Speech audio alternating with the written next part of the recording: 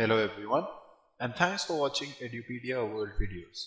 In this video, we'll discuss solutions to problems in the first paper of the 2014 JEE Advanced Physics question paper. I'll be following questions as they fall in code 1, but in any other code, the questions will just be shuffled up so you can match them for yourself. We are given a uniform circular disc of mass 1.5 kg and radius 0.5 meters, and it is at rest on a horizontal frictional surface, and three forces are acting along an equilateral triangle, and we need the angular speed. So it's basically a question of trying to calculate torque.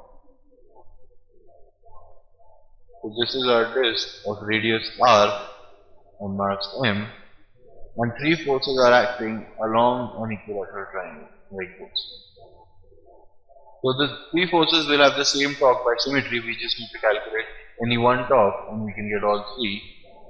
So we need this distance first, right? Because this will tell us where the torque is. This is 90 degrees.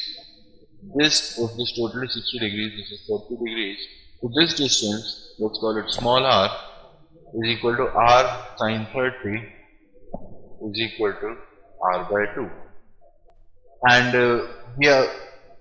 we are given the radius directly, so we know what r is, and the torque will be F into r by 2 for one of them. That will be equal to 0.5 into 1 by 2 or 1 by 4. Right. So 1 by 4 is the torque due to 1, so the total torque is equal to 3 by 4. This is equal to I alpha.